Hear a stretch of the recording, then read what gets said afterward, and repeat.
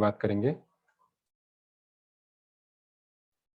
चलिए, तो दिशा एकेडमी में आप सभी का स्वागत है।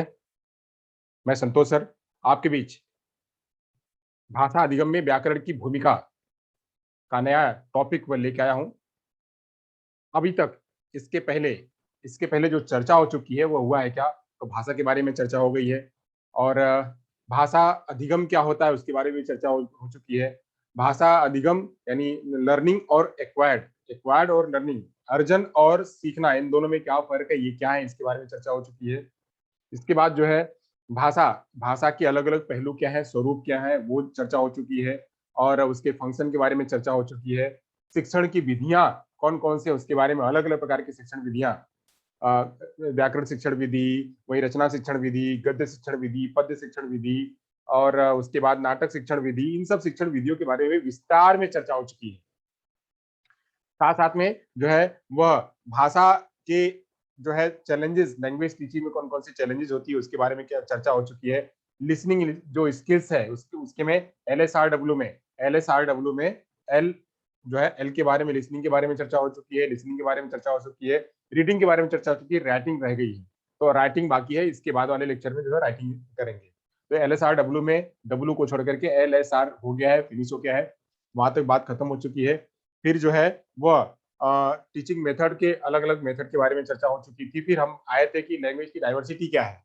लैंग्वेज की डाइवर्सिटी क्या है? लैंग्वेज की डाइवर्सिटी के बारे में भी चर्चा हो चुकी है और डिफिकल्टीज कहाँ-कहाँ है? डिफिकल्टीज, एरर और डिसऑर्डर के बारे में चर्चा हो चुकी है, पूरा बाकायदा विस्तार में चर्चा हो चुकी है। ये सब चीजें बिल्कुल पढ़ा दिया गया है, आपको खत्म कर दिया गया है और उसके सारे प्रश्नों पर प्रैक्टिस भी आपकी करवा दी गई है। तो होप आप अब तक जितना कुछ पढ़ाया गया है, वो जितना कुछ पढ़ाया गया वो आपको समझ में आया होगा। अभी मैं हम हमारा जो पेडागोजी का जो टाइम है, पेडागोजी का टाइम जो है वो 60 आवर्स का है, जबकि उसके लिए 60 आवर्स हमने रखा हुआ है और जबकि जो है वो वहीं बात करें तो सीडीपी के लिए हमने 90 आवर्स रखा है। जबकि अभी अभी तक की जो कंडीशन है वो सारा पैरेलल चल रहा है, वो साथ-साथ में चल रहा है। लगभग जितना जो है सीडीपी चली है उतना ही पेडागोजी भी चली है, 1-2 घंटे या 2-3 सेशन का जो फर्क होगा बस। बाकी वो साथ-साथ में चल रहा है। तो साथ-साथ में चल रहा है, आगे अभी इसमें बहुत सारे मुद्दे हैं जो डिस्कस करने हैं। तो ये डिस्कस जब ये पूरा खत्म हो जाएगा तो हम जो उसमें प्रैक्टिस सेट लेके आएँगे और भी प्रैक्टिस सेट लेके आएँगे ताकि आपके प्रश्न पेडागोजी से संबंधित जितने प्रश्न हैं, वो सारे प्रश्न आपके सॉल्व हो जाएँ। तो उसी उसी को आगे बढ़ाते हुए जो उसमें बाकी के पार्ट्स हैं, बाकी के पार्ट्स में जो आज हम लेके आए हैं मुद्दा, वो मुद्दा है व्याकरण शिक्षण की भूमिका, व्याकरण की भूमिका और व्याकरण शिक्षण की भूमिका भाषा अधिगम कराने में। जब हम लैंग्वेज की लर्निंग करते हैं, उसमें व्याकरण की क्या भूमिका है, आज मैं वो आपके सामने वो मुद्दा लेके आया हूँ। तो चलिए शुरू करते हैं। तो वापस से आप सभी का दिशा एकेडमी में आप सभी का स्वागत है और यहाँ से भाषा अधिगम और व्याकरण की भूमिका के बारे में हम पढ़ेंगे, तो सभी लोग यहाँ से ध्यान से पढ़िएगा और समझिएगा, नोट डाउन करते जाइएगा, जहाँ नहीं समझ में आएगा वहाँ हमसे पूछिएगा। चलिए तो शुरू करते हैं हम। थोड़ी लाइट की आज प्रॉब्लम हो सकता है क्योंकि 2-3 घंटे में कई बार फ्लक्चुएट हो चुकी है। 2-3 घंटे में कई बार ये फ्लक्चुएट हो चुकी है। हो सकता है एक आध बार और कटे, तो उससे चिंता करने की ज़रूरत नहीं है। अगर कटेगा तो लैपटॉप पे लेंगे या फिर इसी पे चलेगा। चलिए, तो मुद्दे पे आते हैं, मुद्दे की बात करते हैं सीधे मुद्दे की बात करते हैं, ग्रामर की बात करते हैं। व्याकरण शिक्षण, तो व्याकरण शिक्षण में जो है, यहाँ पे व्याकरण शिक्षण के कुछ पद्धतियाँ के बारे में चर्चा हो चुकी है। व्याकरण शिक्षण जब मैं बता रहा था उसके पहले, तो सभी पद्धतियों के बारे में बता रहा था, उसी व्याकरण शिक्षण की पद्धतियों के बारे में चर्चा हो चुकी है। तो व्याकरण शिक्षण की पद्धतियाँ कौन-कौन सी थी उसके बारे में मैंने बता दिया था, खाली व्याकरण शिक्षण रह गया था। व्याकरण शिक्षण रह गया था, बाकी उसकी पद्धतियों के बारे में चर्चा हो चुकी थी। तो पद्धतियाँ कौन-कौन सी, व्याकरण शिक्षण की कौन-कौन सी पद्धतियाँ थी, तो आगमन विधि था, वो निगमन विधि था, समवाय विधि था, आगमन निगमन विधि था, भाषा संसर्ग विधि था, सूत्र विधि था और अव्याकृति विधि था तथा अनौपचारिक विधि था। ये इन सारी विधियों के बारे में जो है हमने चर्चा कर लिया होता कि जो है आगमन विधि क्या होती है, निगमन विधि क्या होती है, आगमन निगमन विधि क्या होती है, समवाय विधि क्या होती है, भाषा संसर्ग विधि क्या होती है, अनौपचारिक विधि क्या होती है और उसके बाद प्रत्यक्ष विधि क्या होती है। इन सब विधियों के बारे में बाकायदा विस्तार में चर्चा हो चुकी है। इस सब के बारे में बिल्कुल खत्म हो चुका है, फिनिश हो चुका है, तो इस पर चर्चा करने की जरूरत नहीं है। इसी में से थोड़ा सा एक मुद्दा आएगा कि कौन-कौन से जो शिक्षण की पद्धतियां प्रयोग की जाती है, मैं उसमें से खाली चार पद्धतियों को मैंने इसमें लिया हुआ है, जब मैं आगे पढ़ाऊंगा तो आपको बताऊंगा। तो चलिए सीधे मुद्दे पे बात करते हैं। तो व्याकरण शिक्षण क्या है, व्याकरण क्या है, व्याकरण शिक्षण क्या है, उसके बारे में चर्चा करते हैं। आइए सीधे हम जो है रुक करते हैं, अपने सीधे टॉपिक के ऊपर रुक करते हैं, हमारा टॉपिक क्या कह रहा है। तो सबसे पहले तो जो मुद्दा हमारा है वो मुद्दा क्या है, वो मुद्दा है व्याकरण शिक्षण। व्याकरण शिक्षण की भूमिका या व्याकरण की भूमिका, भाषा अधिगम में व्याकरण की भूमिका, हमारा मुद्दा ये है। व्याकरण अधिगम में यानी भाषा अधिगम में हमारा मुद्दा है भाषा अधिगम में व्याकरण की भूमिका, व्याकरण की भूमिका। तो अब इसमें टर्मिनोलॉजी हमारे अंदर क्या यूज होगी, भाषा अधिगम में व्याकरण की भूमिका में क्या क्या टर्मिनोलॉजी यूज होगी, तो क्या क्या शब्द यूज होंगे। तो शब्द यूज होंगे तो जैसे जैसे आप समझ रहे हैं भाषा, सबसे पहले तो भाषा आएगा ही, एक भाषा आएगा, पहला पॉइंट भाषा आएगा। भाषा के बारे में हमको जानना पड़ेगा कि भाषा क्या है, भाषा के बारे में चर्चा हो चुकी है। भाषा क्या है, भाषा वह शब्दों का गुच्छा है, वह शब्दों का गुच्छा है जिसके माध्यम से, एक माध्यम से हम अपनी बात को रखते हैं किसी के सामने, इसके माध्यम से हम अपनी बात को रखते हैं, इसके माध्यम से हम बात को रखते हैं। वह क्या हो सकता है, वह स्टोरी के रूप में हो सकता है, वह जो है कन्वर्सेशन के रूप में हो सकता है, वह शब्दों के रूप में हो सकता है, वह वाक्यों के रूप में हो सकता है, या इस रूपों में हो सकता है। तो इसको जो है इसी के माध्यम से अपनी बात को रखते हैं, इसके माध्यम से अपनी बात को रखते हैं, तो रखने के वो कहते हैं भाषा। तो भाषा के बारे में इसके पहले भी जब हम एरर बता रहे थे उसमें मैंने आपको स्पीच के बारे में और लैंग्वेज के बारे में और कम्युनिकेशन के बारे में तीनों का मैंने बाकायदा उसका एग्जाम्पल देकर के मैंने बताया हुआ था। तो यहाँ पे भाषा के बारे में पढ़ लिया, बहुत विस्तार में पढ़ा, भाषा क्या है, भाषा के भेद क्या है, भाषा के कौन कौन से पहलू है, भाषा की कौन कौन सी कैरेक्टरिस्टिक्स है, ये सब के बारे में चर्चा हो चुकी है, सबके बारे में चर्चा हो चुकी है। तो भाषा, भाषा के बारे में हो गया है। अधिगम के बारे में चर्चा हो चुकी है, भाषा अधिगम, भाषा अधिगम कैसे होता है, भाषा का अर्जन कैसे होता है, भाषा का अधिगम कैसे होता है, भाषा का अर्जन कैसे होता है। भाषा का अर्जन जो है वह बच्चा जन्मजात करता है, भाषा का अर्जन बच्चा जन्मजात करता है, जबकि अधिगम, अधिगम क्या करता है, अधिगम बच्चा जब उसके बाद करता है, भाषा का अर्जन हो जाता है तो उसके बाद भाषा का अधिगम करता है। तो भाषा का अधिगम जो है वो उसका विस्तार रूप जो होता है भाषा का, वो भाषा का अर्जन करता है, अधिगम करता है। तो अधिगम करने के लिए वो बेस बनाता है एल वन को, एल वन को बेस बना करके, एल वन को बेस बना करके एल टू सीखता है, यानी लैंग्वेज वन को बेस बना करके एल टू सीखता है। तो एल टू जो होती है उसी को कहते हैं लर्निंग। एल वन जो होता है वो अर्जन होता है, एल वन अर्जन होता है और एल टू होती है उसकी लर्निंग। तो भाषा जब अधिगम होती है, भाषा की अधिगम होती है, तो भाषा की अधिगम एल वन के आधार पर यानी मातृभाषा के आधार पर व्यक्ति जो है वह एल टू को सीखता है, वह भाषा अधिगम करता है। तो अब ऐसे भाषा का अधिगम, अगर हम कोई दूसरी भाषा, एक भाषा हमको आती है उसके आधार पर हम कोई दूसरी भाषा अगर सीख रहे हैं, एक भाषा हमको आती है उसके आधार पर हम कोई दूसरी भाषा अगर सीखते हैं, तो उसमें क्या क्या रोल कौन अदा करता है। तो रोल अदा करने के लिए जो है उसमें पूरा का पूरा लिटरेचर रोल अदा करता है, वहां का वातावरण रोल अदा करता है। वहां पे 3 E's जो है वह 3 E's रोल अदा करती हैं कि एनवायरमेंट, एक्सपोजर और एक्सपीरियंस, ये 3 E's रोल अदा करती हैं। बहुत सारी बातें जब हम भाषा का अधिगम करते हैं या कराते हैं उस टाइम पे बहुत सारी बातें जो है वह रोल अदा करती है। तो ऐसे ही रोल अदा करने में एक बात और रोल अदा करती है, एक बात और कौन रोल अदा करती है, तो होता है व्याकरण। व्याकरण, ग्रामर, ग्रामर जो है वो अभी अपना रोल अदा करता है।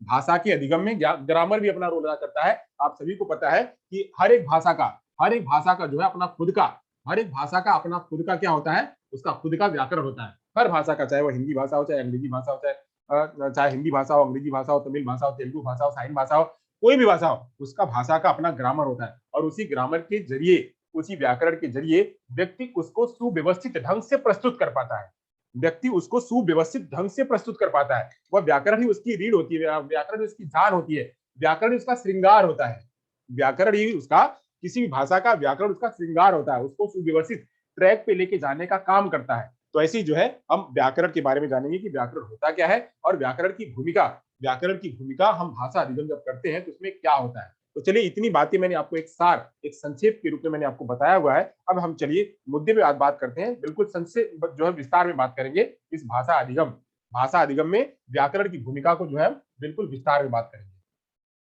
चलिए यहां तक हो गया। मैंने आपका एक जो है एक नॉलेज, नॉलेज जो है मैं अपने टॉपिक के प्रति मैं आपका लेके आया हूं कि ये चीजें हमने सीखी हुई थी, इसमें हमको ये बातें करनी है। चलिए तो यहां तक हमने बात कर ली हुई थी, आगे बात करते हैं। आगे बात करते हैं कि व्याकरण क्या होता है। यहाँ पे हम सबसे पहले समझेंगे कि व्याकरण क्या होता है, व्याकरण के बारे में सबसे पहले जानेंगे। व्याकरण क्या होता है, क्योंकि भाषा अधिगम के बारे में जान लिया, भाषा अधिगम में ही व्याकरण की भूमिका है, तो सबसे पहले व्याकरण को जानेंगे कि भाषा, भाषा और व्याकरण को जानेंगे कि ये क्या होता है। चलिए व्याकरण को जानते हैं। व्याकरण क्या है, व्याकरण एक शास्त्र है। व्याकरण क्या है, व्याकरण एक शास्त्र है, शास्त्र, लिटरेचर। व्याकरण एक शास्त्र है। इस शास्त्र में होता क्या है? इस शास्त्र में होता है कि भाषा के स्वरूप को स्पष्ट किया जाता है। भाषा क्या है? भाषा एक गोजी है, जिसको कहते हैं गोजी, मतलब वो अगर बात करें तो जैसे लगा ले बायोलॉजी, बायोलॉजी, तो ये लॉजी, लॉजी क्या है? ये लॉजी क्या है यार? मतलब गोजी। अब हम चाहे कुछ भी और कहें, बायोलॉजी कहें और पेडागोजी कहें, पेडागोजी कहें, या फिर हम कहें कि साइकोलॉजी कहें, साइकोलॉजी कहें, तो ये जो लास्ट में जो लॉजी गोजी आ रहा है, ये क्या है? यही इसका शास्त्र है। यानी इसके विषय में ये शास्त्र की बात करी है। जीव विज्ञान की बात करके इसके बारे में बात करी, इसके बारे में बात करी, तो ऐसे ही जब इसका शास्त्र होता है, इसको कहते हैं लिंग्विस्टिक्स। अंग्रेजी में कहते हैं इसको लिंग्विस्टिक्स। लिंग्विस्टिक मतलब क्या कि भाषा शास्त्र, भाषा शास्त्र, भाषा शास्त्र जो है वो लिंग्विस्टिक के रूप में जाना जाता है। तो ऐसे अब उसको कहेंगे लैंग्वेलॉजी, नहीं कहेंगे उसको, लैंग्वेलॉजी नहीं कहते हैं उसको, क्या कहते हैं? उसको कहते हैं लिंग्विस्टिक्स। लिंग्विस्टिक यानी भाषा शास्त्र, जहां पे भाषा के शास्त्र का अध्ययन किया जाता है, वो जो उसको कहते हैं लिंग्विस्टिक्स। लैंग्वेज की उसकी अंदर की जानकारी लेना, उसको कहते हैं लिंग्विस्टिक्स।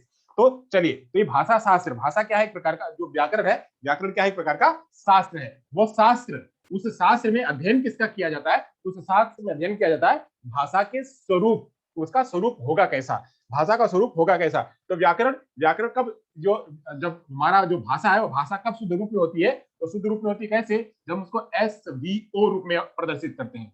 जब SVO रूप में प्रदर्शित करते हैं, या अंग्रेजी में होता है SVO, अंग्रेजी में होता है, वही हम हिंदी में बात करें SOV होता है, SOV होता है, यानी कर्ता, कर्ता कर्म क्रिया, कर्ता कर्म क्रिया, इसके रूप में जब चलती है कोई बात, इस रूप में जब चलती है बात, एक ग्रामर के रूप में चलती है। वहीं हम इसको उलट फेर करके नहीं कर सकते हैं कि पहले कर्म लेके आए, फिर क्रिया लेके आए, फिर कर्ता लेके आए, ऐसा नहीं होता है। वो एक जब रूप में चलेगी तो उसका मीनिंग निकलेगा, नहीं तो क्या होगा? मीनिंग नहीं निकलेगा, अर्थ का अनर्थ होगा। या लोग जो समझने वाले हैं, भाषा हमको प्रयोग क्यों आती है? भाषा का हम प्रयोग क्यों करते हैं? भाषा इसीलिए तो प्रयोग करते हैं कि हम अपनी बात को, मतलब सामने वाले को पहुंचा सके। यही एक माध्यम है कि हम अपनी बात को उसी के माध्यम से पहुंचा सके। तो हम जब पहुंचा रहे हैं तो वह भी कंफ्यूजन वाली है, जो जिसके माध्यम से पहुंचा रहे हैं वो भी कंफ्यूजन वाली है कि वो बराबर नहीं हम दे पा रहे हैं, यानी हम उलट पुलट दे रहे हैं। हमको पता ही नहीं कि भाषा का रूप क्या है, स्वरूप क्या है। तो भाषा का रूप स्वरूप क्या है? तो हम जो पहुंचाना चाहते हैं भाषा, हम जो देना चाहते हैं सामने, जिसके जरिए हम अपनी बात करना चाह रहे हैं, वो क्या होगा? वो कंफ्यूजन भरा होगा। वो कंफ्यूजन भरा होगा तो वो क्लियर नहीं होगा, वह बातों को समझ नहीं पाएगा व्यक्ति सामने वाला, या हम उसकी बातों को समझ नहीं पाएंगे। तो इसी को समझाने के लिए, इसी बात को समझाने के लिए ये एसवीओ रूप जहां रखा जाता है, एसवीओ रूप जहां रखा जाता है, वही उस शास्त्र में बात करी जाती है। यानी व्याकरण में क्या बात होती है? शास्त्र की। अब इस शास्त्र में होता क्या है? इस शास्त्र में होता है भाषा का स्वरूप चर्चा करी जाती है इसमें, भाषा के स्वरूप की, भाषा का स्वरूप होगा कैसा, तो भाषा के स्वरूप की इसमें चर्चा करी जाती है इस शास्त्र में। इस शास्त्र में अध्ययन किसका किया जाता है? तो भाषा एक प्रकार का, व्याकरण जो है वो व्याकरण एक शास्त्र है। तो इस शास्त्र में भाषा के स्वरूप की चर्चा करी जाती है, भाषा के स्वरूप की चर्चा करी जाती है, और उसमें उस भाषा को कैसे उच्चरित करना है, भाषा को कैसे उच्चारित करना है, तो उच्चारण करने के लिए, उच्चारण करने के लिए, यानी भाषा को उच्चारण कैसे करेंगे वो भी इसी में बताते हैं। यानी उच्चारण कैसे करना है इसका, उच्चारण का रूप, यानी शुद्ध उच्चारण, शुद्ध उच्चारण का रूप कैसे करना है, शुद्ध उच्चारण, लिखना और समझना कैसे, इसको लिखने की प्रक्रिया और समझने की प्रक्रिया, यह सब इसी स्वरूप में चर्चा करी जाती है। यानी भाषा जो व्याकरण है, व्याकरण क्या है? व्याकरण एक शास्त्र है, व्याकरण एक शास्त्र है। इस शास्त्र में भाषा के स्वरूप की चर्चा होती है, भाषा के स्वरूप की चर्चा करी जाती है, भाषा के स्वरूप को स्पष्ट किया जाता है, तथा इस भाषा के स्वरूप में यह सिखाया जाता है कि भाषा को शुद्ध उच्चारण कैसे करना है, भाषा को लिखना कैसे है, भाषा को समझना कैसे है। यह सारी विधि, उच्चारण कर, शुद्ध उच्चारण करने की विधि, लिखने की विधि, समझने की विधि, समझने की विधि का चर्चा किया जाता है, समझने की विधि का चर्चा किया जाता है। जब वो चर्चा होती है, जब वो लिखित स्वरूप होता है, जब वो स्वरूप होता है, उसी को कहते हैं क्या? व्याकरण। तो अगर हम संक्षेप में बात करें तो व्याकरण क्या है? व्याकरण वह शास्त्र है जिसमें भाषा के स्वरूप का अध्ययन किया जाता है, भाषा के स्वरूप का अध्ययन किया जाता है, तथा उसमें यह बताया जाता है कि व्याकरण, मतलब भाषा का उच्चारण कैसे करेंगे, भाषा को लिखेंगे कैसे, भाषा को समझेंगे कैसे, इन उच्चारण करने की विधि, लिखने की विधि तथा समझने की विधि का अध्ययन जो है वह व्याकरण में किया जाता है। हर भाषा का अपना खुद का व्याकरण होता है। इतनी बातें जो है ये व्याकरण कहती है। व्याकरण और क्या कहती है, तो और के बारे में चर्चा कर लेते हैं। व्याकरण और कहती है, व्याकरण और क्या कहती है, अभी तक तो एक शास्त्र की बात करी और ये बातें शास्त्र में होती है। अब जो है भाषा, भाषा जो है इसके द्वारा नियम स्पष्ट किए जाते हैं, मतलब व्याकरण, ये भाषा के नियम स्पष्ट किए जाते हैं व्याकरण में ये निर्धारित किया जाता है कि उसका नियम क्या होगा, उसका नियम क्या होगा। जैसे जैसे अगर हम साइन की बात करें, अभी यहाँ पे क्या है देखिए, जैसे SVO, मैं कह रहा हूं कि एक मैं हिंदी में लिख रहा हूं, पहले अंग्रेजी में लिखता हूं।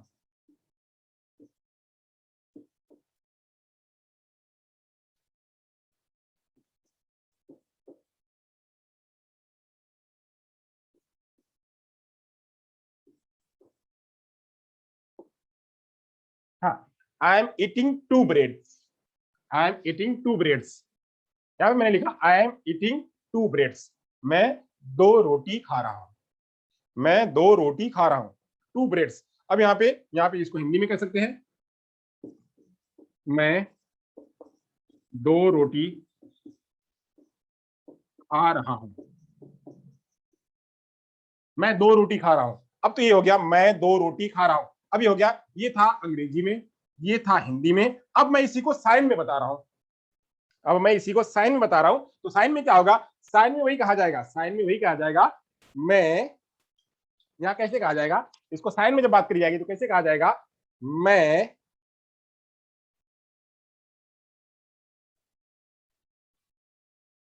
कैसे हुआ, मैंने कैसे कहा, मैं रोटी खा रहा हूं, तो कितना, दो। यहां पे ये दो सबसे कहां पे आया, लास्ट में आया, यह दो सबसे लास्ट में आया, तो मैं आया, फिर रोटी आया, फिर खा रहा हूं, मैं रोटी खा रहा हूं, कितना, तो दो। तो ऐसे मैं, तो यहाँ पे ये बताया, यहाँ पे कैसे हुआ, इसका ग्रामर क्या हुआ, ध्यान करिए सभी लोग। यहाँ पे हुआ, इसको कहेंगे एस, इसको कहेंगे वी, इसको कहेंगे वी का वी ऑक्सिलरी, ये वी और ऑक्सिलरी वी, वी के बाद यहाँ पे क्या हुआ, ये टू क्या है, टू इसका एडजेक्टिव है, एडजेक्टिव हुआ, और ब्रेड, ब्रेड ऑब्जेक्ट हुआ। यानी ये इस तरह से है, एस V1 V। आप जब एप्पल ट्री पढ़ेंगे, आप जब एप्पल ट्री पढ़ेंगे, एप्पल ट्री में बकायदा बताया गया हुआ है, एप्पल ट्री पढ़ेंगे, एप्पल ट्री में इसका व्याकरण बताया गया है, स्ट्रक्चरल मेथड में, स्ट्रक्चरल मेथड में एप्पल ट्री में बताया गया, उसके 6 रूप बताए गए हैं। तो यहाँ पे एस, एस यहाँ पे हो गया वी यानी ऑक्सिलरी, ये हो गया वी, यहाँ पे एडजेक्टिव, यहाँ पे वो। अब ये क्या हुआ इसका, ये तो अंग्रेजी स्वरूप हो गया, यानी है तो वही SVO, SVO है, तो वी इसका जो ऑक्सिलरी उसको पहले ले लिया, इसका एडजेक्टिव पहले ले लिया। अब यहाँ पे क्या है, तो यहाँ पे क्या हुआ इसका, यहाँ हो गया कर्ता, कर्ता, कर्ता के बाद क्या हुआ, दो रोटी, दो रोटी हो गया, यहाँ पे एडजेक्टिव, एडजेक्टिव प्लस क्या हुआ, ये रोटी,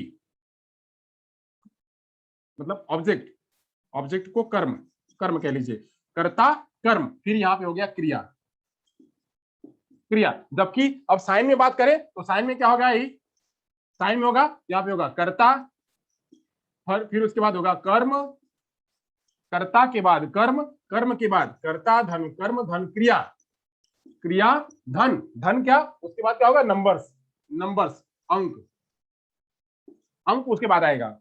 यहाँ पे अंक यानी एडजेक्टिव, जो भी एडजेक्टिव है, नंबर हो चाहे जो भी हो, काला पीला जो भी है, वो काला पीला अच्छा गोरा जो भी एडजेक्टिव है, वो एडजेक्टिव कहाँ आएगा, वो एडजेक्टिव सबसे लास्ट में आएगा। यहाँ पे एडजेक्टिव लिख दीजिए, एडजेक्टिव यानी विशेषण जो है वो सबसे लास्ट में आएगा। तो ऐसे यह इसका स्वरूप है, किसका स्वरूप है, यह साइन का स्वरूप है, यह हिंदी का स्वरूप है, यह हिंदी का स्वरूप है, और यह किसका है, अंग्रेजी का स्वरूप है।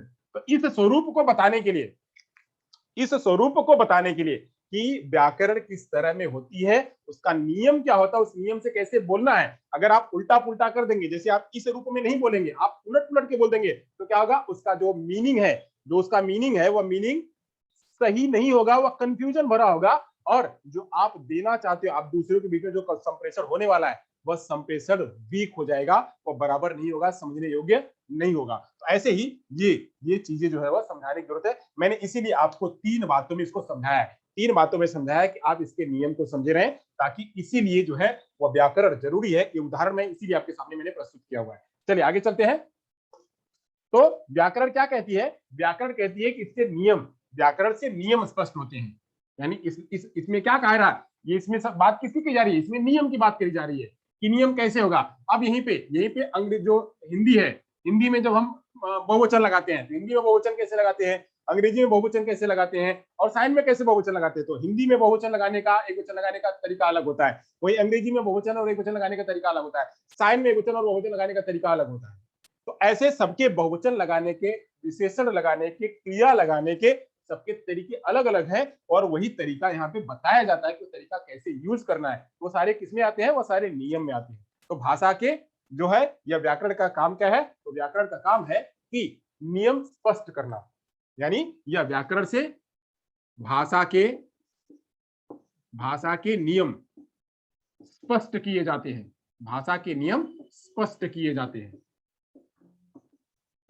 तो भाषा के नियम स्पष्ट किए जाते हैं, ये हो गया किसका? इसका अगला पॉइंट। और क्या है? भाषा के नियम स्पष्ट किए जाते हैं, और जो शिष्ट एवं सुशिक्षित जनों द्वारा भाषा में प्रयोग के रूप में दिखाई देता है। यानी जब ये नियम स्पष्ट होते हैं, ये नियम स्पष्ट नियम कौन प्रयोग करता है? ये स्पष्ट नियम कौन प्रयोग करता है? तो जिसको भाषा, जिसको उस भाषा का ग्रामर, उस भाषा का व्याकरण जिसके अंदर होता है, बहुत अच्छी तरह से सीखा हुआ है, तो उसके जब बोलता है, वो जब बोलता है, जब अभिव्यक्त करता है, उसके अंदर वो दिखाई पड़ता है, वो दिखाई पड़ता है। यानी यह शिष्ट एवं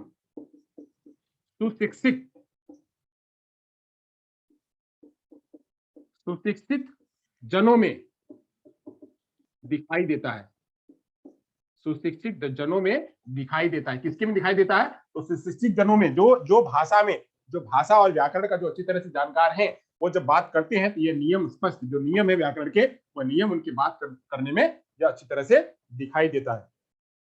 अब व्याकरण के अंदर क्या क्या प्रयोग होता है? तो व्याकरण के अंदर में मुख्यतः तीन चीजें अध्ययन करी जाती है, मुख्यतः तीन बातें, आगे और बताऊंगा मैं। तो मुख्यतः इसी उसी में सब कुछ आ जाता है। भाषा के अंदर, भाषा का जो व्याकरण होता है, भाषा का जो व्याकरण, उसके अंदर तीन बातें अध्ययन करी जाती है। भाषा के व्याकरण, यानी भाषा का व्याकरण, इस भाषा के व्याकरण में तीन बातों का अध्ययन होता है। वह तीन बातें क्या है? तीन बातों का अध्ययन होता है।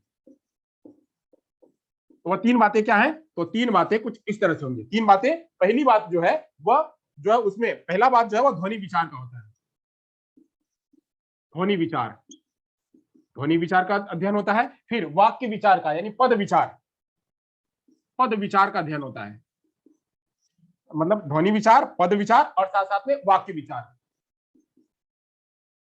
विचार, इन तीन बातों का अध्ययन जो है इसमें किया जाता है। इसमें तीन बातें कौन कौन सी? तीन बातों का अध्ययन इसमें होता है। यानी व्याकरण में भाषा के तीन बातों का अध्ययन किया जाता है। भाषा की तीन बात क्या? वो ध्वनि कैसे निकलती है, वो ध्वनि क्या है, वो ध्वनि किस प्रकार की है, तो ध्वनि का अध्ययन किया जाता है। उसके पद, वो ध्वनियों से जो शब्द बनते हैं, ध्वनियों से जो शब्द बनता है, वो शब्द कैसा है, वो शब्द किस रूप में है, उसका तद्भव कैसा होगा, उसका तत्सम कैसा होगा, उसका सिनोनिम क्या होगा, उसका एंटोनिम क्या होगा, यानी उसका शब्द विलोम, उसका शब्द विलोम क्या होगा, उसका शब्द पर्याय क्या होगा, उसका शब्द समानार्थी क्या होगा, उसके उसके आगे क्या लगेगा, उसके पीछे क्या लगेगा, उसका संधि विच्छेद क्या होगा। ये सब चीजों का अध्ययन इस पद विचार में होता है, इस पद विचार में होता है। वहीं वाक्य विचार में वह कैसे कैसे रूप में होता है, यानी उसमें संज्ञा कहाँ लगेगा, उसमें सर्वनाम कहाँ लगेगा, उसमें विशेषण कहाँ लगेगा, उसमें जो है संयोजक कहाँ लगेगा, उसमें जो है विस्मयादि बोधक शब्द कहाँ लगेगा, उसमें कॉमा कहाँ लगेगा, उसमें अलंकार कहाँ लगेगा, उसमें जो है वह उसमें लोकोक्तियां कहाँ लगेंगी, उसमें मुहावरे कहाँ लगेंगे। ये सब चीजें जो है वह वाक्य विचार में अध्ययन किए जाते हैं। तो ऐसे ही ध्वनि विचार के साथ साथ में पद विचार के साथ साथ में वाक्य विचार, इन तीन बातों का अध्ययन, इन्हीं तीन बातों में पूरा व्याकरण समाहित होता है। इसके अलग अलग रूप हो जाते हैं। इन्हीं तीन बातों में जो है वो व्याकरण का अध्ययन होता है। किसी भी भाषा का ये तीन बातें जो है उसकी खास ध्यान करी जाती है, और इसी खास ध्यान पर, इसी लिंग्विस्टिक पर भाषा का स्वरूप जो है वो निर्धारित होता है। जैसे मैंने बताया था भाषा का स्वरूप, तो भाषा का स्वरूप इन्हीं तीन बातों पर अध्ययन होता है। तो ऐसे व्याकरण में ये तीन मुद्दे तो जरूर देखे जाते हैं। चलिए यहाँ से आगे बढ़ते हैं। तो और क्या? तो मनुष्य जो है, ये क्यों करना, ध्वनि विचार, पद विचार और वाक्य विचार, ये अध्ययन क्यों करना? तो इसके पीछे लॉजिक क्या है? जिसके पीछे लॉजिक है, वो लॉजिक क्या है? वो लॉजिक है कि मनुष्य जब अपनी बातों को, मनुष्य क्या है, वो सामाजिक प्राणी है, मनुष्य एक सामाजिक प्राणी है। वो अपनी बात को दूसरों तक रखेगा और दूसरों की बात को समझेगा। तो जब वो आदान प्रदान करेगा, शेयर करेगा, किसकी? भाषा का। जब वो आदान प्रदान करेगा, जब शेयर करेगा, उसके लिए क्या करेगा? किसका? एक लैंग्वेज का प्रयोग करेगा, एक लैंग्वेज का वो प्रयोग करेगा तो लैंग्वेज कैसी होगी, वह लैंग्वेज अगर उसकी परफेक्ट है, नियमबद्ध है, वह लैंग्वेज अगर उसकी नियमबद्ध है तो आसानी से अपनी बात को आसानी से प्रयोग कर पाएगा। तो प्रयोग कर पाएगा तो ये जो है वह उस प्रयोग को जो है वह क्या कहते हैं, भाषा का ध्वनि प्रतीक कहते हैं। चलिए, तो यहाँ पे मनुष्य क्या है, मनुष्य एक सामाजिक प्राणी है। मनुष्य एक सामाजिक प्राणी है और वह अपना संप्रेषण के लिए भाषा का प्रयोग करता है। भाषा का प्रयोग करता है, उसमें संकेतों का प्रयोग करता है, उसमें संकेतों का प्रयोग करता है, उसमें वह संकेतों का प्रयोग करता है। और वही संकेत, ये ध्वनि प्रतीक जो ये संकेत होते हैं, ये जो संकेत होते हैं वही संकेत क्या होते हैं, इन्हीं संकेतों को कहते हैं भाषा। इन्हीं संकेतों को, जो संकेत बन जाते हैं अलग अलग रूप में, इसको कहते हैं क्या, इसे कहते हैं भाषा। यानी वही ये संकेत जो प्रयोग करता है, जो संकेत प्रयोग करता है उसे कहते हैं भाषा। अब ये भाषा जो है वह ध्वनि विचार के रूप में, पद विचार के रूप में और वाक्य विचार के रूप में होते हैं। अब किसी भी व्यक्ति के अंदर में भाषा जो है बहुत जरूरी है, किसी भी व्यक्ति में भाषा बहुत जरूरी है। अगर वो उस व्यक्ति के अंदर में भाषा है तो अपनी लगातार ग्रो करता रहेगा, लगातार ग्रो करता रहेगा। वह हर जगह पे अपनी बात रख सकता है, चाहे वह समाज हो, चाहे संस्कृति हो, चाहे पठन हो, चाहे कहीं भी हो, उन जगहों पे अपनी बात को आसानी से रख सकता है। जैसे मैंने बताया हुआ था भाषा और इसका प्रयोग कहाँ कहाँ पे है, मैंने यहाँ कल परसों मैंने चर्चा चलाई हुई थी। इन जगहों पे भाषा का प्रयोग है, उन जगहों पे व्यक्ति भाषा का प्रयोग कर सकता है, तो अपनी संस्कृति में बढ़ा सकता है, अपने समाज में बढ़ सकता है, अपना जो है वो अपना खुद का जो है प्रमोशन कर सकता है, शैक्षणिक रूप में प्रयोग कर सकता है, व्यवसायिक रूप में प्रयोग कर सकता है, हर जगह पे जो है वो अपना प्रयोग कर सकता है अगर उसके पास समृद्ध भाषा है। तो समृद्ध भाषा है, इसीलिए भाषा जो है किसी व्यक्ति के लिए क्या होती है, तो भाषा किसी व्यक्ति के लिए एक अमूल्य निधि के रूप में मानी जाती है। भाषा भाषा व्यक्ति के लिए एक अमूल्य निधि,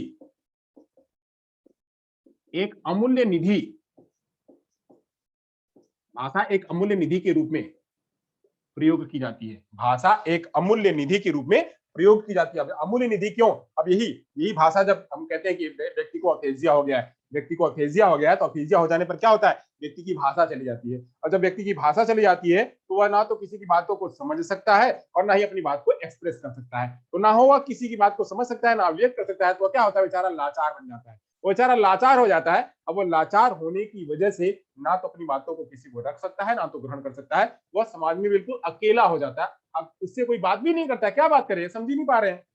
तो ऐसे अगर कोई व्यक्ति बोलता है, समझता है, जिसके पास भाषा का भंडार है, शब्दों का भंडार है और उसके पास व्याकरण अच्छा है, तो उसे हर कोई बात करने के लिए, उसकी बात को सुनने के लिए, उसकी बात को समझने के लिए हर कोई जो है लालायित रहता है, वो पूछते रहता है। तो ऐसे ही भाषा किसी व्यक्ति के लिए एक अमूल्य निधि के रूप में काम आती है। और भाषा क्या है, भाषा जो है वो भाषा क्या करती है, भाषा हमेशा एक प्रगति की तरफ चलती रहती है। भाषा हमेशा प्रगति की तरफ चलती रहती है। चलिए, अभी यहाँ पे हम भाषा और व्याकरण दोनों की चर्चा कर रहे हैं। भाषा जो है वह हमेशा प्रगति की तरफ, विकासोन्मुख होती है। भाषा, मैं अभी व्याकरण और भाषा दोनों की चर्चा कर रहा हूं, मैं अभी व्याकरण और भाषा दोनों को साथ में लेकर चल रहा हूं। तो जो भाषा और व्याकरण है, भाषा एवं व्याकरण, मैं अभी दोनों की चर्चा कर रहा हूं एक साथ में।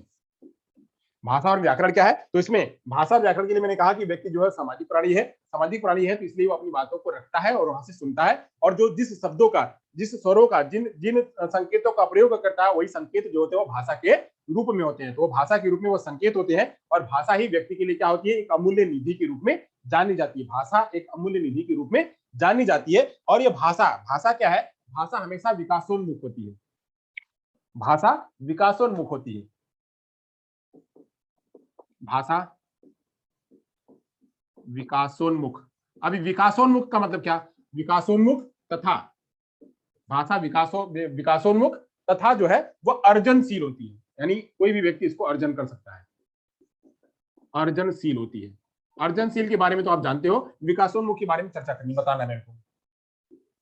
आप अर्जनशील के बारे में तो जानते हो, इसके बारे में बहुत सारी चर्चा हो चुकी है। अर्जनशील आप जानते हो, अर्जनशील मतलब क्या, एक्वायर्ड। बच्चा जब पैदा होता है बच्चा जब पैदा होता है जिस समाज में रहता है वहां से ऑटोमेटिक वो सारी बातों को ग्रहण कर जाता है। तो अर्जनशील है, या किसी को कोई भी इसको ग्रहण कर सकता है, कोई भी इसको ग्रहण कर सकता है। बट कोई भी ग्रहण कर सकता है, वह तब तक ग्रहण कर सकता है जब तक ये जटिल नहीं, हालांकि यह जटिल ही है।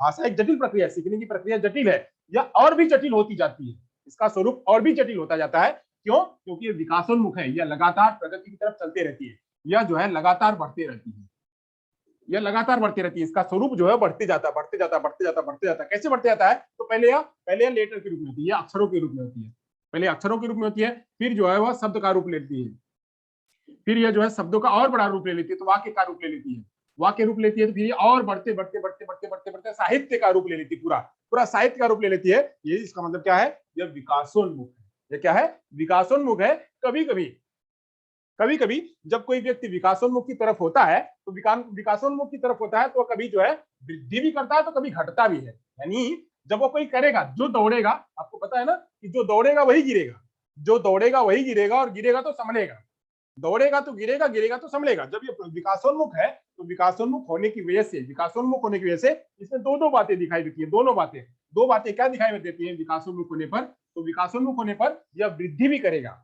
या क्या करेगा? वृद्धि भी करेगा। एक तरफ वृद्धि भी करेगा और एक तरफ इसमें ह्रास भी होगा। जब विकासोन्मुख होगा, भाषा जो विकासोन्मुख जब होगी, वो विकास की तरफ आगे बढ़ेगी, तो विकास की तरफ आगे बढ़ेगी तो इसमें कहीं कुछ जगह वृद्धि भी होगी, तो कुछ जगह ह्रास भी होगा, यानी कुछ जगह कमियां भी होंगी। तो जहां वृद्धि होती है तो ठीक है, वृद्धि को सही दिशा में लेके जाना। कहा? वृद्धि को बिल्कुल सही दिशा में लेके जाना। जहां ह्रास हो रहा है, जहां कमी हो रही है, जहां पे उसका रूप का स्वरूप बदल जा रहा है, रूप का स्वरूप बदल जा रहा है, उस रूप स्वरूप के बदलने को भी सही करना। सही करना जैसे जैसे हम कहते हैं, लोग क्या करते हैं, भाषा की वृद्धि जैसे जैसे बढ़ती जाती है, तो लोग जो है अभी जैसे मैं बात करूं कि अंग्रेजी में लोग आजकल जब बात करते हैं, चर्चा करते हैं, तो चर्चा करते हैं तो वहां पे लिख देते हैं एलओएल, एलओएल, एलओएल क्या? लॉट्स ऑफ लॉफिंग, क्या? लॉट्स ऑफ लॉफिंग, यानी बहुत तेज हंसना, बहुत ज्यादा हंसना। अभी शॉर्ट में इतना ही लिख देते हैं। अब जैसे कहा गया तो यहाँ पे लिखेंगे केम छो, तो यहाँ पे लिखेंगे केम केम छे। अब देखो, अब ये हो गया केम छे, अब ये केम छे, तो बस इतना लिख दिया तो हो गया, खत्म हो गया। अब जैसे अब यहाँ पे कहेंगे, अब गुड नाइट कहना है, तो गुड लिखेंगे, फिर गुड एन लिखेंगे, एट कर देंगे, अब गुड नाइट। या ये ऐसे ही यहाँ पे लिख देंगे गुड, गुड में ऐसे प्रणाम कर देंगे, और नाइट लिख देंगे ऐसे। अब ये क्या है? ये सब भाषा का ह्रास हो रहा है, यहाँ पे भाषा की कमियां हो रही हैं, भाषा की कमियां हो रही है। ये सब जो शॉर्ट फॉर्म चल रहे हैं, ये शॉर्ट फॉर्म क्या है? भाषा की कमियां हो रही है। अगर बच्चा इसी पर अभ्यासरत हो जाए, इसी पर अभ्यासरत हो जाए, तो क्या करेगा? वो गुड नाइट बोलना भूल जाएगा, वह लॉट्स ऑफ लॉफिंग कहना भूल जाएगा, तो क्या कहेगा? बस मात्र एलओएल कहेगा।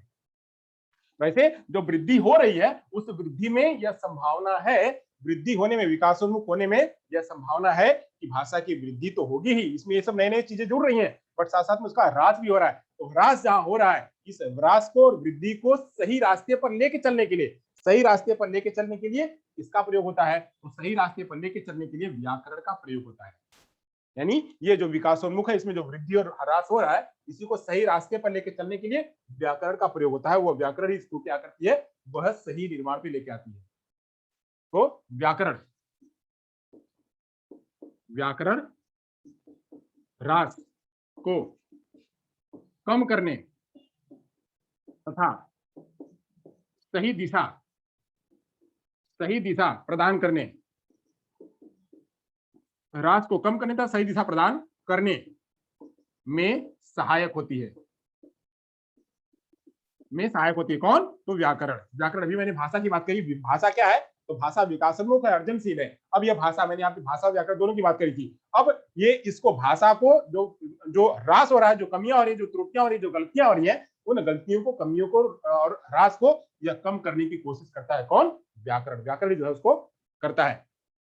तो अब यहाँ पे बात करें कि कोई कोई कहता है कि पहले भाषा आया, पहले व्याकरण आया। तो सबसे पहले भाषा का निर्माण हुआ। सबसे पहले क्या हुआ? सबसे पहले भाषा भाषा का निर्माण हुआ सर्वप्रथम। यहाँ पे लिख लीजिए, सर्वप्रथम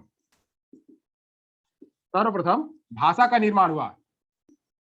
भाषा का निर्माण हुआ और उसी भाषा को सही करने के लिए भाषा का निर्माण हुआ, और भाषा को सही शुद्ध रूप देने के लिए, भाषा को शुद्ध रूप देने के लिए, शुद्ध रूप देने के लिए उसका व्याकरण बना। यानी सबसे पहले कौन आया? तो सबसे पहले आया कौन? तो सबसे पहले आया भाषा। तो भाषा सबसे पहले आई, उसके बाद जो है वह व्याकरण आया। तो भाषा सबसे पहले है, उसके बाद व्याकरण है। तो भाषा के को ही शुद्ध रूप देने के लिए व्याकरण का नियम, मतलब व्याकरण मतलब क्या? नियम। तो उसके नियम जो है वह आए। तो भाषा और व्याकरण के बारे में अभी हमने जाना, और जान लेते हैं भाषा और व्याकरण क्या है। अब यही जो इसके ह्रास है, कम है, शुद्ध है, इन सभी को सुधारने के लिए, इन सभी को सुधारने के लिए और उसको एक रूपता देने के लिए, इसी ह्रास या इसको एक रूपता देने के लिए क्या हुआ? व्याकरण का जो है वह व्याकरण का नियम बनाया गया और व्याकरण बनाया गया। अब इसी में जो है कुछ लोगों अपनी परिभाषाएं देते हैं, कुछ परिभाषाएं लोग देते हैं कि क्या है ये व्याकरण है क्या। तो व्याकरण के बारे में डॉक्टर स्वीट जी कहते हैं, डॉक्टर स्वीट ये क्या कहते हैं साहब? डॉक्टर स्वीट जी कहते हैं व्याकरण भाषा का व्यवहारिक विश्लेषण अथवा उसका शरीर विज्ञान है। व्याकरण क्या है? व्याकरण भाषा का व्यवहारिक रूप, भाषा का व्यवहारिक रूप है, भाषा का व्यवहारिक रूप है, व्यवहारिक विश्लेषण, व्यवहारिक विश्लेषण है तथा है तथा उसका उसका शरीर विज्ञान है, उसका शरीर विज्ञान है। शरीर विज्ञान मतलब क्या? वही मैंने बताया था, लिंग्विस्टिक्स। उसका शरीर विज्ञान है, भाषा का शरीर विज्ञान है। तो ये क्या है? भाषा भाषा व्याकरण जो है वो भाषा का व्यवहारिक विश्लेषण है कि उसको कैसे व्यवहार में लेके जाना है, उसको व्यवहार में कैसे लेके जाना, समाज में कैसे लेके जाना है, जो उसका विश्लेषण है। तथा यह कह सकते हैं कि भाषा मतलब भाषा का जो शरीर विज्ञान है उसको कहते हैं व्याकरण। भाषा का जो शरीर विज्ञान है उसके अलग अलग कैसे भाग बने, किस तरह से बना हुआ है, वो समझाने के लिए जो है वह कहा गया है उसको शरीर विज्ञान। वही डॉक्टर जैगर क्या कहते हैं? डॉक्टर जैगर जी क्या कहते हैं? तो डॉक्टर जैगर जी कहते हैं कि प्रचलित भाषा संबंधी नियमों की व्याख्या व्याकरण है। जो प्रचलित भाषा है, प्रचलित भाषा, प्रचलित भाषा संबंधी नियमों, भाषा संबंधी नियमों की भाषा संबंधी नियमों की व्याख्या, भाषा संबंधी नियमों की व्याख्या व्याकरण है। यानी अब ये क्या कह रहे हैं? नियमों की व्याख्या व्याकरण है। यानी भाषा के नियमों की व्याख्या, भाषा के नियमों की व्याख्या क्या है? वो व्याकरण है। यहाँ पे सबसे बात मेन आ रही है क्या? अगर हम बात करें तो व्याकरण क्या है? तो व्याकरण क्या है? एक नियम है। व्याकरण क्या है? एक नियम है। व्याकरण क्या है? वह शरीर विज्ञान है। शरीर विज्ञान है किसका? भाषा का। भाषा का शरीर विज्ञान है। भाषा को सही रूप देने के लिए, भाषा को व्यवहारिक रूप प्रदान करने के लिए उसका बनाया हुआ नियम है। तो हर भाषा का अपना अपना नियम होता है, हर भाषा अपने अपने नियम के आधार पर चलती है। तो कोई इस तरह से, कोई उस तरह से, कोई उस तरह से। वहां पे जो मेजोरिटी है, जो मेजोरिटी लोग है, वह लोग उसके नियम को बनाते हैं, वह लोग उसके नियम को बनाते हैं और वही लोग इस नियम को फॉलो करते हैं। चलिए, ये तो था हमने जो है भाषा के रूप में बात करी। अब बात कर लेते हैं भाषा की भूमिका क्या है। भाषा अधिगम में व्याकरण की क्या भूमिका है? या तो हो गया भाषा अधिगम में व्याकरण की भूमिका के बारे में जानते हैं। आप लोगों को समझ में आ रहा होगा, आप लोग नोट डाउन कर रहे हैं और आप लोग इसको पॉइंट बना करके चलते रहिएगा, पॉइंट बना करके चलते रहिएगा, क्योंकि मेरे लिए रोज कुआं खोदना है, रोज पानी पीना है। मेरे लिए तो रोज कुआं खोदना, रोज पानी पीना है। तो ऐसे आप लोग जो मैं बताते चल रहा हूँ, आप इसको जो है वो ध्यान करते चलेंगे, उसको नोट डाउन करते चलेंगे। हालांकि मैं रिवीजन भी करते चल रहा हूँ आप लोगों के लिए। तो यहाँ पे अब बात करते हैं भाषा अधिगम में। भाषा अधिगम में व्याकरण की भूमिका क्या है, इसके बारे में चर्चा करते हैं। यहाँ ऊपर लिखा हुआ है सीधे सीधे। तो भाषा अधिगम में व्याकरण की क्या भूमिका है, उसकी चर्चा कर लेते हैं। क्या भूमिका है? तो भाषा क्या है? भाषा सदैव परिवर्तनशील होती रहती है। भाषा क्या है? परिवर्तन होती रहती है। यानी पूरा परिवर्तन नहीं होती है। वो क्यों? क्योंकि वो विकासोन्मुख है। क्योंकि वो विकासोन्मुख है, इसलिए वो जो है परिवर्तित होती रहती है। भाषा समय के अनुसार वो परिवर्तित। अभी क्या हो गया? अभी हम लोग क्या करते हैं? अभी हम लोग जो जब व्हाट्सएप पे बात करते हैं, तो किस में बात करते हैं? तो हम कहते हैं इंग्लिश में बात करते हैं, इंग्लिश में बात करते हैं। किससे बात करते हैं? इंग्लिश में। हम इंग्लिश में बात करते हैं, हिंदी और इंग्लिश दोनों में बात करते हैं, यानी हिंदी भी और इंग्लिश भी है, दोनों। तो हम बात करते हैं इंग्लिश। अब भाषा का स्वरूप कैसा बदल गया है? भाषा का स्वरूप कैसा बदल गया है? वो इंग्लिश हो गई है। अब इंग्लिश को, अगर इंग्लिश को आप ऐसे लिखो, गए आप एग्जाम देने के लिए, आप एग्जाम देने के लिए गए और वहां पे आपको कहा गया लिखो, चलो आप एग्जाम दो, एग्जाम दो, आप आपने मीडियम चुना हुआ है हिंदी, आप इंग्लिश तो लिख नहीं सकते, अगर आप इंग्लिश लिखेंगे तो क्या होगा, वो नंबर काट लेगा, वो नंबर काट लेगा। ऐसे कहें कि चलो कैसे लिखेंगे, तो कैसे ऐसे लिखेंगे कि भाषा, भाषा एक, भाषा एक साधन है, इसमें, इसमें व्याकरण की पहचान की जाती है।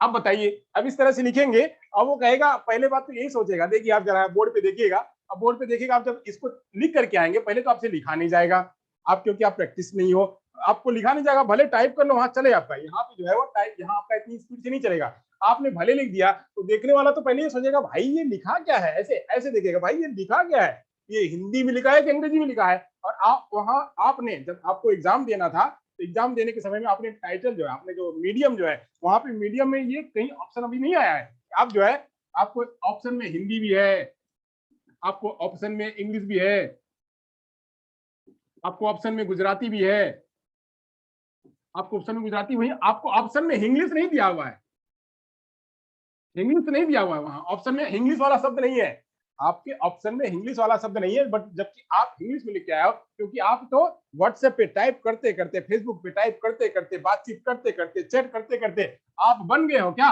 इंग्लिश बन गए हो, आप इंग्लिश बन गए हो। अब इंग्लिश बन करके जब आप गए, आप एग्जाम देने गए, यहाँ व्यवहार में तो चल गया, लोगों से संप्रेषण करने में चल गया, ठीक है चलो भाई इसको हिंदी नहीं आती, इंग्लिश में बात कर दिया तो कोई बात नहीं, समझ में आ गया।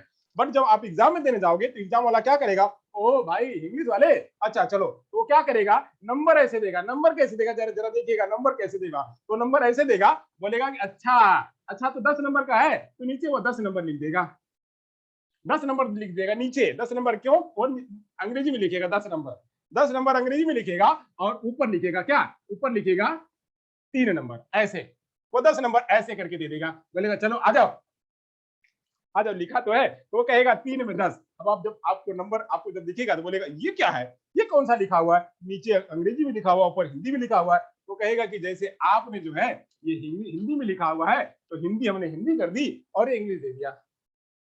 ऐसे क्या है, ये सारी बातें क्या है, ये सारी बातें इसका बिगड़ा हुआ स्वरूप है, ये क्या है, ये इसका बिगड़ा हुआ स्वरूप है, बिगड़ा हुआ स्वरूप है। इसी बिगड़े हुए स्वरूप को, इसी बिगड़े हुए स्वरूप को सुधारने के लिए, इसी बिगड़े हुए स्वरूप को सुधारने के लिए कौन काम आता है, वो व्याकरण काम आता है। व्याकरण, व्याकरण में जब बात होती है कि आप अगर इस तरह से लिख के आओगे, इस तरह से लिख के आओगे, तो आपके नंबर काट लिए जाएंगे, आपके नंबर काट लिए जाएंगे। जब आपको नंबर कटने की बात आएगी, जब आपके एक्सप्रेशन में, आपके एक्सप्रेशन की वैल्यूएशन कम आती जाएगी, जब आपके एक्सप्रेशन की वैल्यूएशन कम आती जाएगी, तब आपको आभास होगा कि नहीं, ये तो हम बिगड़ा हुआ स्वरूप अभी यूज कर रहे थे, बिगड़ा हुआ स्वरूप यूज कर रहे थे, हमको ग्रामर का सहारा लेना पड़ेगा, हमको ग्रामर पढ़ना पड़ेगा, ग्रामर के तहत, ग्रामर के हिसाब से हमको जो अध्ययन करना पड़ेगा। तो जब आप ग्रामर लेके आए, वही ग्रामर क्या है, उस बिगड़े हुए स्वरूप को सुधारने का एक प्रक्रिया है, वही ग्रामर जो है वह बिगड़े हुए स्वरूप को, भाषा के अधिगम में व्याकरण, व्याकरण भाषा के बिगड़े हुए स्वरूप को सुधारने के लिए प्रयोग में आता है। तो बात करें तो जो बिगड़ा हुआ स्वरूप है, इसको नियंत्रित करने के लिए, किसके लिए, इसको नियंत्रित करने के लिए जो है वो प्रयोग किया जाता है, नियंत्रित करने के लिए प्रयोग किया जाता है। चलो आपको उदाहरण के जरिए आपको समझ में आ रहा है मैं क्या कहना चाह रहा हूं, आपको उदाहरणों के जरिए समझ में आया है। चलिए आगे चलते हैं, ये हो गया, चलिए आगे चलते हैं, अगली बात करते हैं। अगली बात है, व्याकरण भाषा को अव्यवस्थित होने से बचाता है। व्याकरण क्या करता है, भाषा को, भाषा को अव्यवस्थित होने से, यानी वो अलग अलग ना फैले, अव्यवस्थित होने से बचाता है। इसीलिए क्या है, इसको प्रयोग करना चाहिए, इसको प्रयोग करें, इसीलिए भाषा, व्याकरण की भूमिका है, भाषा के अधिगम में व्याकरण की भूमिका है। क्यों भूमिका है, कि जो है भाषा के अव्यवस्थित, भाषा को अव्यवस्थित होने से बचाता है। यह विभिन्न ध्वनियों, विभिन्न शब्द रूपों का ज्ञान कराता है, विभिन्न प्रकार की ध्वनियों और विभिन्न प्रकार के शब्द रूपों का ज्ञान कराता है कि वो निकलती कैसे, किस प्रकार से होती है। वह ट वर्ड कहां से निकलता है, क वर्ड कहां से निकलता है, ग्लोटल कहां से निकलता है, लोबियोडेंटल कहां से निकलता है, अफ्रिकेटिव साउंड कहां से निकलता है, फ्रिकेटिव साउंड कहां से निकलता है।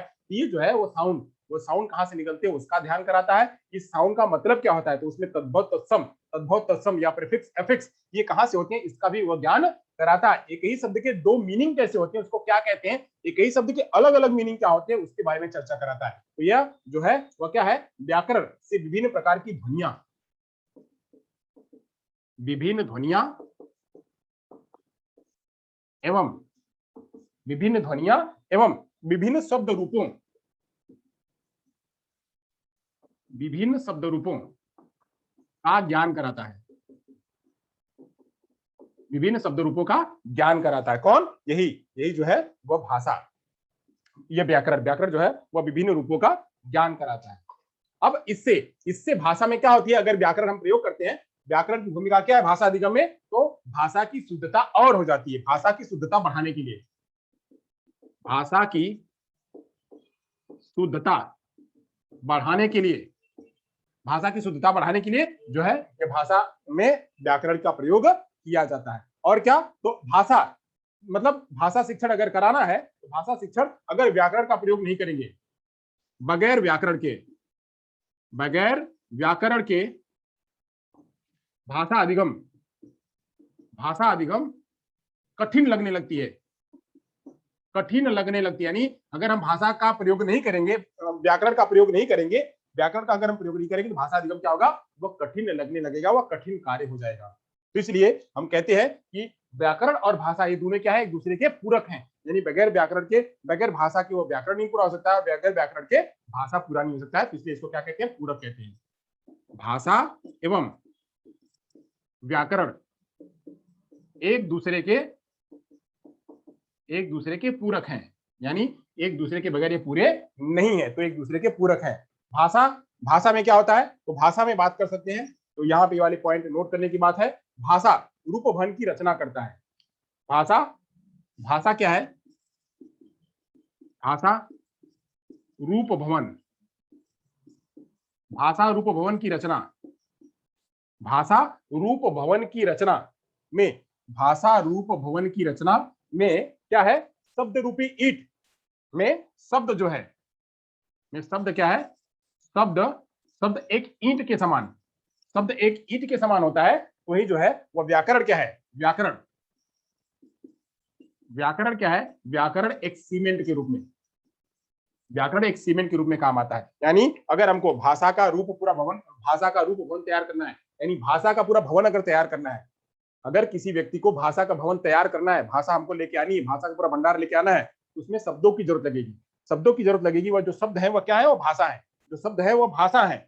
भाषा तो ईट हो गए, भाषा शब्द जो है वो ईट हो गए, यानी ईट लगती है, सीमेंट भी लगता है, ईट और सीमेंट लगता है। वही भाषा में क्या होगा, शब्द जो है वो शब्द ईट का काम करेंगे, और व्याकरण जो है वो व्याकरण किसका काम करेगा, वो व्याकरण सीमेंट का काम करेगा। यानी तभी तो जाकर के भवन बनेगा, भवन तभी बनेगा, यानी ईट की और सीमेंट की दोनों जरूरत पड़ेगी। वैसे ही शब्द और व्याकरण दोनों की जरूरत पड़ती है, तब जाकर के भाषा का रूप बनता है। तो भाषा के रूप में, भाषा रूप भवन में, भाषा रूप में भवन में व्याकरण व ईट के रूप में, शब्द ईट के रूप में और व्याकरण जो है सीमेंट के रूप में काम आता है। तो इस तरह से इन दोनों का योग, इसीलिए भाषा और व्याकरण क्या है, वो एक दूसरे के पूरक है, बगैर इसके वो पूरा नहीं हो सकता है, वो बगैर इसके वो बिल्डिंग अच्छी नहीं बन सकती है, बिल्डिंग अच्छा नहीं हो सकता है, इसलिए दोनों क्या है, एक दूसरे के पूरक है।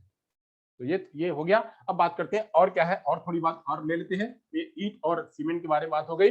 भाषा, भाषा जो है वो अनुकरण के जरिए सीखी जाती है, पर इसका प्रभावी और करने के लिए भाषा जो है अनुकरण के जरिए सीखी जाती है, ये और प्रभावी कैसे होती है, और प्रभावी जो है वह व्याकरण के जरिए होती है। व्याकरण के बिना कोई भी भाषा शिक्षण अधूरा है, यानी व्याकरण अगर नहीं है किसी में, व्याकरण के बिना भाषा शिक्षण, भाषा शिक्षण अधूरा है।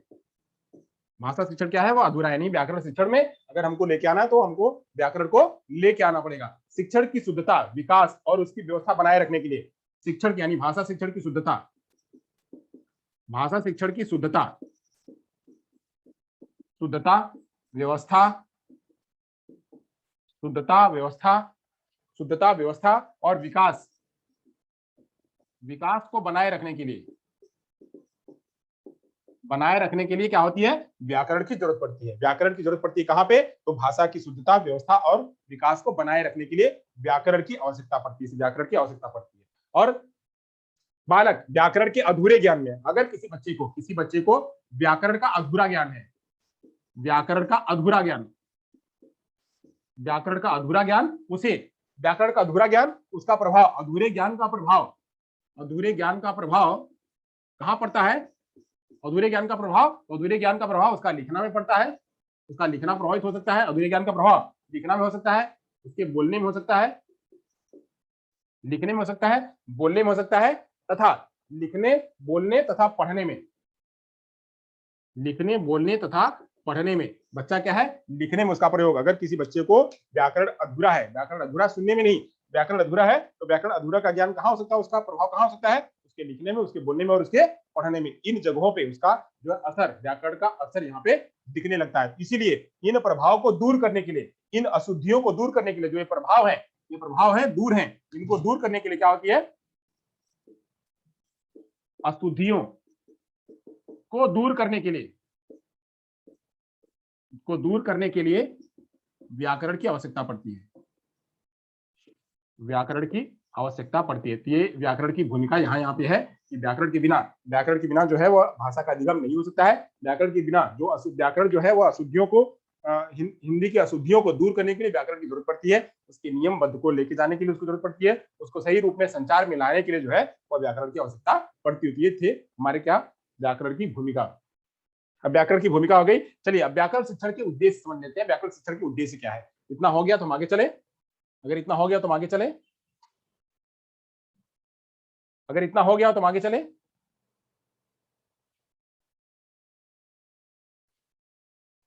मैसेज करिएगा अगर हो गया हो तो।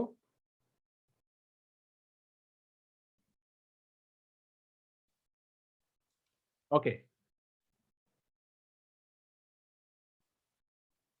चलिए आगे चलते हैं, आगे चलते, ये हो गया तो।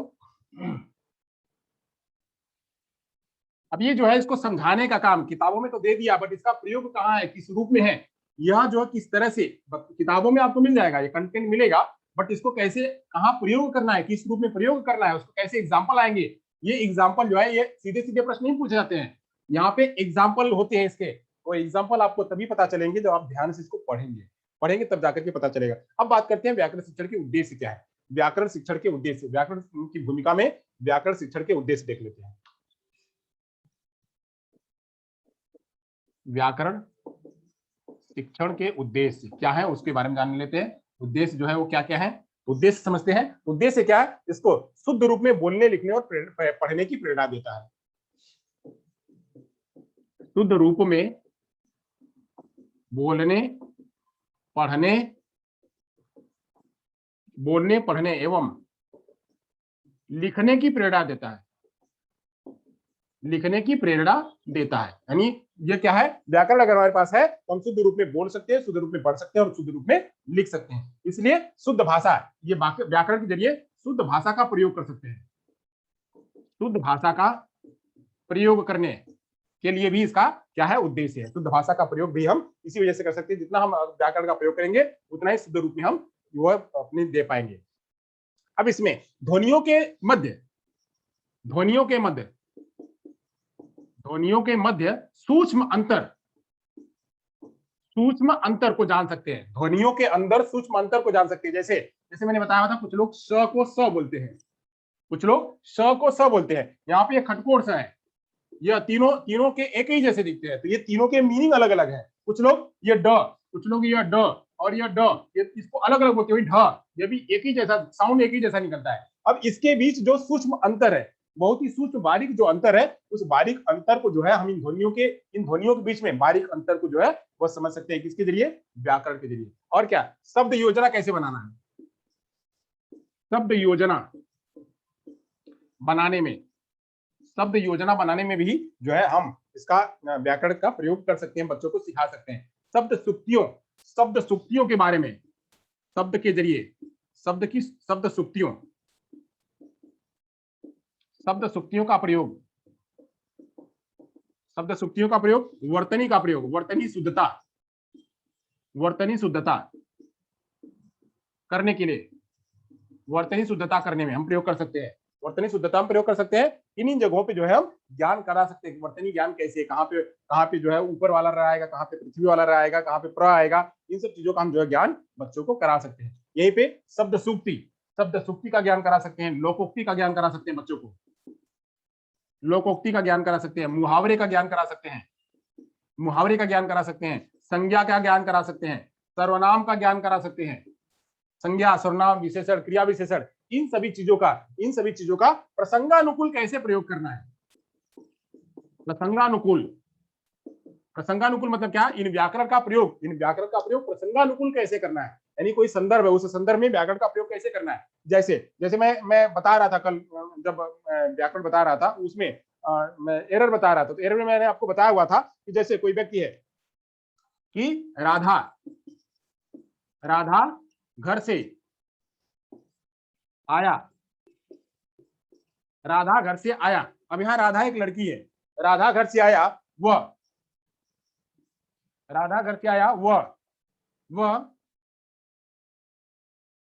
पानी ले आई।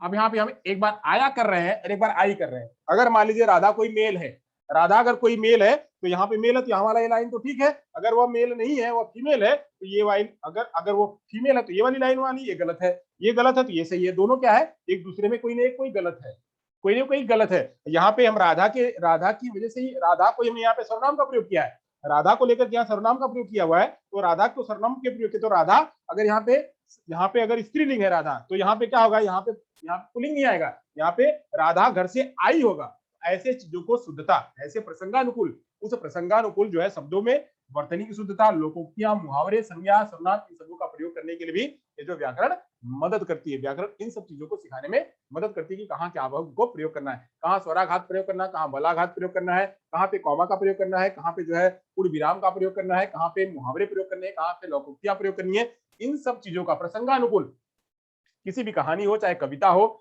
गद्य हो, पद्य हो, उन सभी जगहों पे प्रसंगानुकूल जो है हमको ये व्याकरण प्रयोग में आता है, उन जगहों पे हमको ये शुद्ध करने के लिए बताता है। इन जगहों पे जो है हमें इसका व्याकरण का शिक्षण का जो है वह उद्देश्य है। और कहाँ है व्याकरण शिक्षण का उद्देश्य, चलिए ये हो गया, आगे चलते हैं। व्याकरण शिक्षण के उद्देश्य के बारे में आपने जान लिया।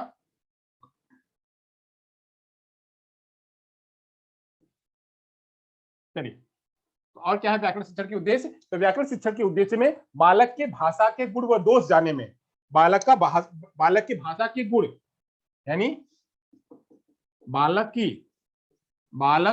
की भाषा के गुण और दोष क्या है, उसको जानना और उसको दूर करना। बालक के गुण व दोष को जानना और उसको दूर करना भी जो है यह व्याकरण शिक्षण का क्या है, यह उद्देश्य है। अब भाषा की प्रकृति कैसी है, भाषा की प्रकृति, उसका गठन कैसा है, यानी प्रकृति में गद्य, अगर हम भाषा को गद्य के रूप में लेके जाएंगे तो उसका मीनिंग अलग होगा। गद्य को अलग रूप से लिखना है, पद्य को अलग रूप से लिखना है। गद्य लिखने का तरीका अलग होता है, पद्य लिखने का तरीका अलग होता है, कहानी लिखने का तरीका अलग होता है, नाटक लिखने का तरीका अलग होता है। तो ये इस भाषा को उस रूप में लिखा गया, गठित किया गया है या नहीं, इसको भी जो है उसका व्यवहारिक ज्ञान देने का काम कौन करता है, वह व्याकरण शिक्षण करता है। यानी व्याकरण शिक्षण क्या करता है, भाषा की प्रकृति, उसका गठन और एवं व्यवहारिक ज्ञान देता है। तो ऐसे भाषा की प्रकृति, गठन एवं व्यवहारिक ज्ञान भी देने में यह व्याकरण शिक्षण क्या करता है, वो मदद करता है। पढ़ना, लिखना, बोलना, सुनना, इनका विकास करने में भी, यानी जो रीडिंग स्किल्स है LSRW को विकसित करने में मदद करता है। LSRW को विकसित करने में मदद कर रहा है। रीडिंग, लिसनिंग, स्पीकिंग, रीडिंग और राइटिंग को विकसित करने में यह मदद करता है। भाषा की अशुद्धता की क्षमता को पहचानने और उसका योग्यता का विकास करने में ही मदद करता है। इसकी जो भाषा की अशुद्धता है, भाषा की अशुद्धता को पहचानना एवं उसमें सुधार करने में यह क्या करता है, यह भाषा शिक्षण में यह मदद करता है। तो जो है यहां तक हमने बात कर लिया भाषा शिक्षण के उद्देश्य। अब भाषा शिक्षण के व्याकरण के, मतलब ये व्याकरण शिक्षण का, भाषा नहीं, व्याकरण शिक्षण के उद्देश्य थे। अब व्याकरण के अंग क्या है, चलिए जान लेते हैं। ये आप लोग अगर लिख लिए होंगे तो हो गया होगा। आगे चलते हैं, व्याकरण के अंग क्या है। व्याकरण के अंग मैंने आपको बता दिया हुआ था। व्याकरण के अंग 3 है। व्याकरण के अंग मैंने ऊपर बता दिया हुआ था 3 है। 3 क्या क्या है? एक है क्या? एक है ध्वनि, ध्वनि। दूसरा है शब्द या पद, शब्द या पद। और तीसरा है वाक्य। क्या है? यह ध्वनि विचार या वर्ड विचार, ध्वनि या वर्ड, वर्ड विचार, शब्द या पद विचार और वाक्य विचार। ये 3 इसके क्या है? ये इसके पद हैं। इन पदों में, इन्हीं पदों में पूरी की पूरी जो व्याकरण आकर के छिपी होती है। इन्हीं तीनों पदों में, इन्हीं तीनों अंगों में पूरा का पूरा व्याकरण छिपा होता है। तो इसको ही सुधारना, इसको सुधारना, इसको व्यवस्थित करना, किसी भाषा को सुदृढ़ करना, उसको प्रगति की तरफ लेके जाना, उसके जो ह्रास है उसको कम करना, इन सब करने का काम जो है वह व्याकरण शिक्षण करता है। तो व्याकरण शिक्षण के अंग हो गए। अब व्याकरण शिक्षण की विधियां, व्याकरण शिक्षण की विधियों के बारे में बता दिया गया था आपको।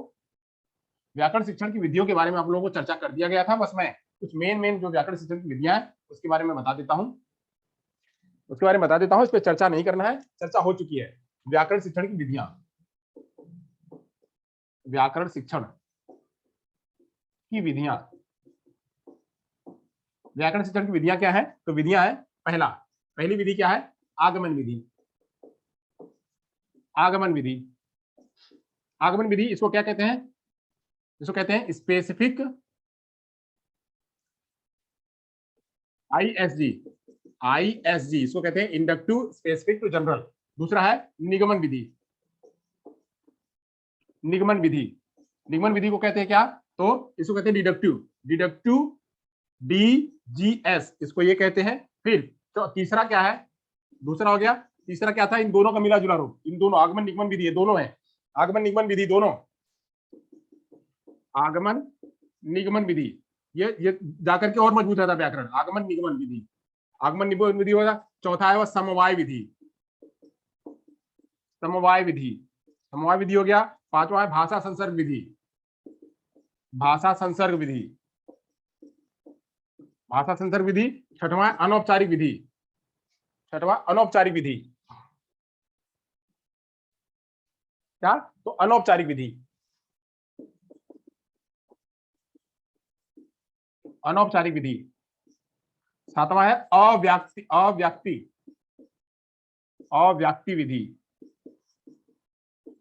अव्याक्ति विधि। और क्या है? एक है और विश्लेषण विधि, विश्लेषण विधि। इतनी सारी विधियां हैं जो व्याकरण शिक्षण में काम आती हैं, अलग अलग रूपों में अलग अलग चीजों को बताने के लिए ये विधियां काम आती है। इसका विस्तार रूप बता दिया गया। इसका एक एक करके वीडियो भी ग्रुप में जो है वो उस पे एक एक छोटे छोटे रूप में, इस व्याकरण शिक्षण के छोटे छोटे रूप में इसकी विधियों को बना करके डाला भी गया है यूट्यूब पे। आप वहां से भी देख सकते हैं। इसका छोटे छोटे रूप बना करके डाला गया है, आप वहां से चेक कर सकते हैं। चलिए, तो व्याकरण शिक्षण की प्रक्रिया क्या है, व्याकरण शिक्षण को पूरा कैसे करते हैं, ये हो गया। इस पर चर्चा नहीं करनी क्योंकि चर्चा हो चुकी है। पूरा का पूरा एक एक दिन का पूरा लेक्चर हुआ है, इस पर चर्चा नहीं करनी है। अब बात करते हैं व्याकरण शिक्षण की प्रक्रिया कैसी होती है। व्याकरण शिक्षण की प्रक्रिया, व्याकरण शिक्षण की प्रक्रिया। तो प्रक्रिया हर किसी, जब हमको व्याकरण शिक्षण करना है यानी व्याकरण का लेसन पढ़ाना है, तो व्याकरण का लेसन पढ़ाने के लिए हम करते क्या है? तो सबसे पहले कोई भी बात होती है सबसे पहले उसका पूर्व ज्ञान चेक करते हैं। तो सबसे पहले क्या करना? पूर्व ज्ञान चेक करना। प्रक्रिया में सबसे पहले पूर्व ज्ञान चेक करना। पूर्व ज्ञान चेक करने के बाद क्या आएगा? पूर्व ज्ञान चेक करने के बाद क्या आएगा? हम प्रस्तावना निकलवाएंगे, इंट्रोडक्शन, प्रस्तावना निकलवाएंगे। और प्रस्तावना निकलवाने के बाद क्या करेंगे? हेतु कथन करवाएंगे, यानी उद्देश्य कथन, हेतु कथन करवाएंगे। यानी हम क्या पढ़ाने वाले हैं? हेतु कथन। हेतु कथन कराने के बाद क्या करेंगे? फिर हम व्याख्या करेंगे, उसकी प्रस्तुतिकरण करेंगे, प्रस्तुतिकरण करेंगे। और प्रस्तुतिकरण हो गया तो प्रस्तुतिकरण करने के बाद क्या करेंगे? रिकैपिचुलेशन तो आएगा ही, हम सीधे सीधे क्या करेंगे? मूल्यांकन करेंगे। या मूल्यांकन करेंगे या फिर क्या कर सकते हैं? हर्बर्ट की पंचपदी यूज कर सकते हैं। हर्बर्ट की पंचपदी, पंचपदी आप लोगों को बताया गया था, हर्बर्ट की पंचपदी। ये लेसन प्लान का प्रोसेस में हर्बर्ट की पंचपदी बहुत फेमस है। हर्बर्ट की पंचपदी जो है बहुत फेमस है, तो हम ये प्रयोग कर सकते हैं। वही, हालांकि वही है, हर्बर्ट की पंचपदी में हम इसका प्रयोग कर सकते हैं। ये इस तरह से व्याकरण शिक्षण की प्रक्रिया जो है हम ले सकते हैं। चलिए आगे चलते हैं। अब इसको रुचिकर बनाने के उपाय क्या है? अगर हमको रुचिकर बनाना है व्याकरण शिक्षण को और रुचिकर बनाना है तो क्या कर सकते हैं? तो रुचिकर बनाने के लिए क्या कर सकते हैं? चलिए आते हैं, देखते हैं। अगर व्याकरण शिक्षण को रुचिकर बनाना है तो क्या हम करेंगे? कौन सा उपाय लेंगे व्याकरण शिक्षण को रुचिकर बनाने के लिए?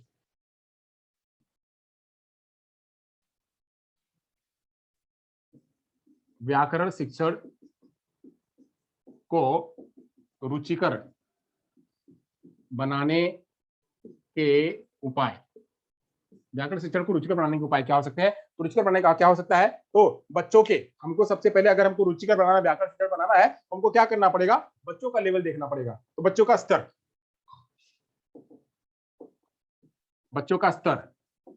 उम्र, रुचि, बच्चों का स्तर, उम्र, रुचि तथा परिस्थिति को ध्यान में रख कर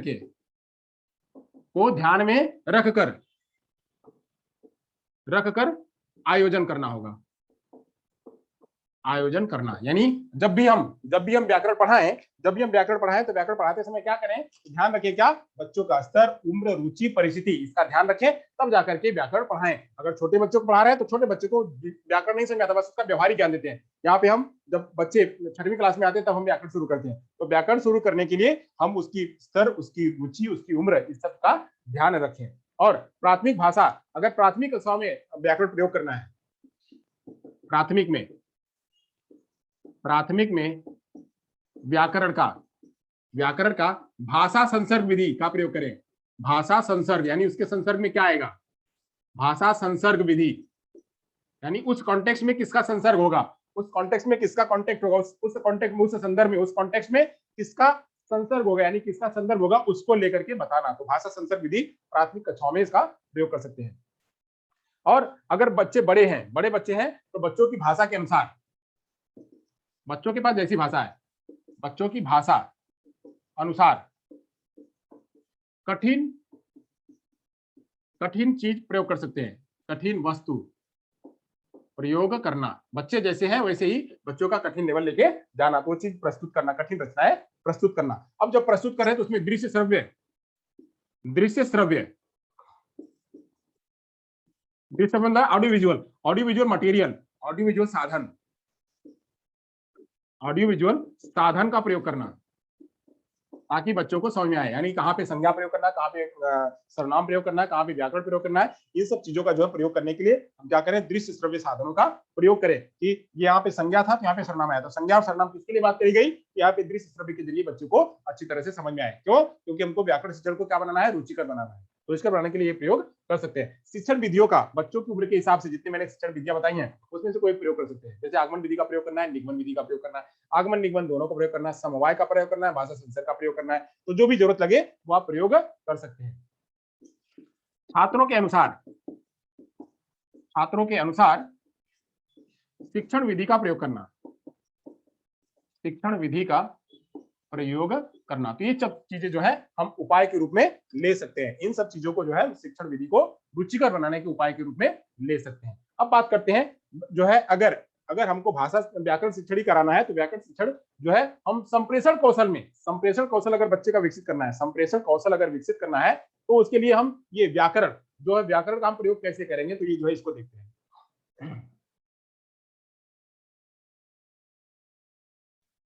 व्याकरण का प्रयोग कैसे करेंगे इसको देखते हैं। चलिए, व्याकरण शिक्षण नहीं, संप्रेषण कौशल विकसित करने में।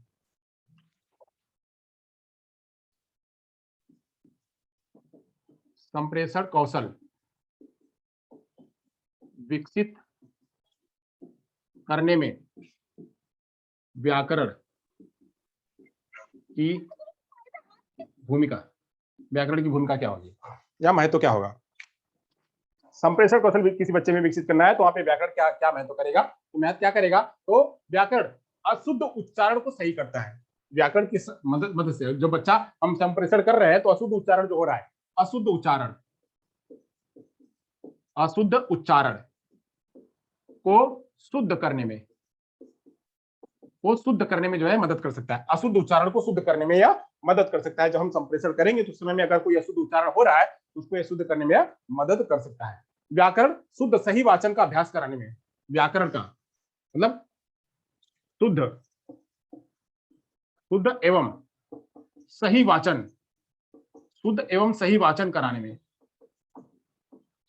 वाचन कराने में भी यह मदद कर सकता है। और कहां मदद कर सकता है? और मदद कर सकता है अभिव्यक्ति की स्पष्टता में। क्योंकि हम संप्रेषण करवा रहे हैं तो वहां पे अभिव्यक्ति आएगा।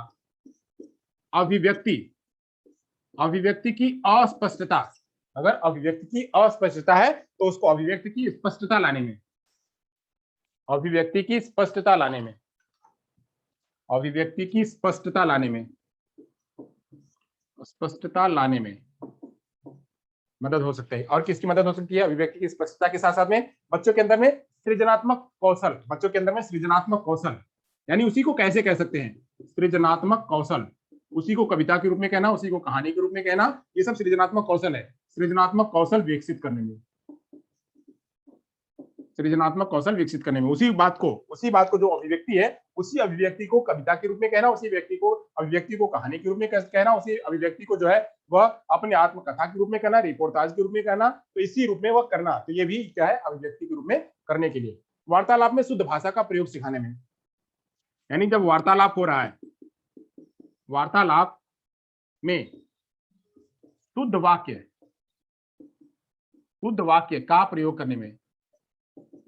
करने में, जैसे मैंने बताया हुआ था क्या? जब बात करते हैं तो बात करने में तीन एरर मैंने बताया हुआ था। तो तीन एरर में क्या बताया हुआ था? एक हमने कहा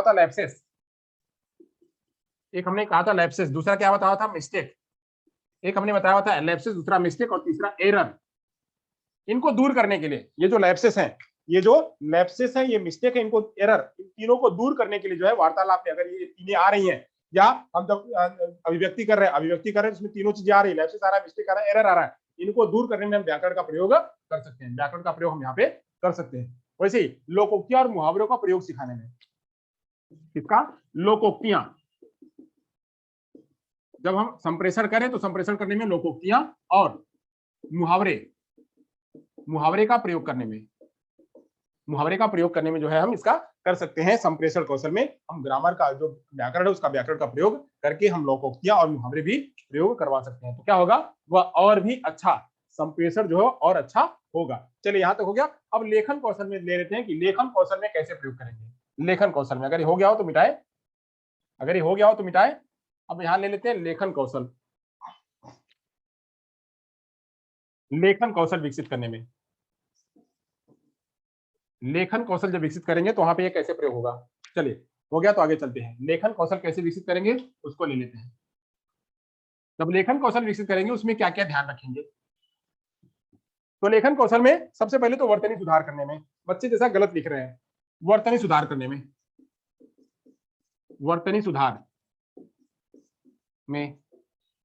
सुधार करने में प्रयोग कर सकते हैं। विराम चिन्हों का सही प्रयोग करने में, विराम चिन्ह का सही प्रयोग कहां पे लगेगा, जैसे विराम चिन्हों में बलाघात में मैंने बताया हुआ था कि रोको मत जाने दो, कहां पे कॉमा लगेगा, कहां पे जो है वह फुल स्टॉप लगेगा, कहां पे डबल इन्वर्टेड कॉमा लगेगा, ये सब चीजों का सही प्रयोग करने में, कहां पे जो है वो अपॉस्ट्रोफी लगेगा, इन सब बातों का प्रयोग करने में बताना। संज्ञा सर्वनाम विशेषण, इसको क्या कहते हैं? इसको कहते हैं पार्ट ऑफ स्पीच।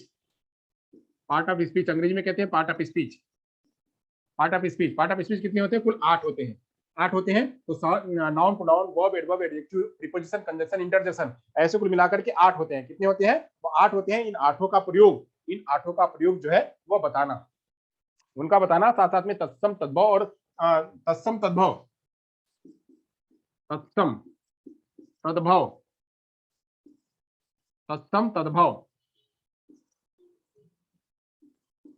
तद्भव का भी प्रयोग साथ साथ में सिखाना। उपसर्ग का भी बात सिखाना। वही जो है शब्द विलोम, पर्यायवाची, इन सब का समानार्थी, इन सब का बताना। लेखन में मुहावरों का प्रयोग करना, यानी लिखते लिखते उसमें मुहावरे भी हों, मुहावरों का प्रयोग करना, इसका भी बताना। और क्या बताना? तो उसमें गद्य और पद्य में अंतर बताना। गद्य क्या होती है और पद्य क्या होता है, गद्य और पद्य में अंतर भी बताना। यह सब जो है वह ग्रामर कौशल जब विकसित करेंगे, यानी व्याकरण का प्रयोग लेखन कौशल में इन्हीं रूपों में जो है हम देख सकते हैं और यहाँ पे प्रयोग करवा सकते हैं। जब हम शिक्षण करवाएंगे तो बच्चों में यह कहेंगे कि उसकी वर्तनी कैसी, उसका सुधार करवाएंगे, उसका विराम चिन्ह कैसा लगा रहा है उसका सुधार करवाएंगे। पार्ट ऑफ स्पीच में करेंगे। जैसे मैंने बताया था कि अगर आपने इंग्लिश लिखा हुआ है, इंग्लिश में 10 में से 3 नंबर मिला, तो ये जो है उसका आशीष होगा, तो उसको पता चलेगा। साथ साथ उसको बताना भी कि आपने ये गलतियां करी, ये सब चीजें अगर प्रयोग करेंगे तो आपका लेखन कौशल और भी सुदृढ़ होगा। तो व्याकरण के माध्यम से हम इन सारी बातों का सुधार कर सकते हैं। इसीलिए व्याकरण को कहा जाता है क्या? व्याकरण जो है वो पैरेलल चलता है, व्याकरण पैरेलल चलता है, ये दोनों क्या है, एक दूसरे के पूरक हैं, एक दूसरे के पूरक है, ये दोनों साथ साथ में चलते हैं। तो इस तरह से जो है मैंने आपके बीच व्याकरण के बारे में चर्चा किया, व्याकरण और भाषा के बारे में चर्चा किया, व्याकरण में मतलब भाषा में व्याकरण की क्या भूमिका है उसके बारे में मैंने चर्चा किया, व्याकरण व्याकरण के क्या उद्देश्य हैं, भाषा शिक्षण में, भाषा अधिगम में व्याकरण का क्या उद्देश्य, मैंने वो चर्चा किया। उसमें उसमें जब हम संप्रेषण कौशल विकसित करेंगे तब व्याकरण की क्या भूमिका है, और जब हम लेखन कौशल जब कराएंगे तो लेखन कौशल विकसित करने में व्याकरण की क्या भूमिका है, इन सब के बारे में मैंने पूरा विस्तार में मैंने आपको बताया।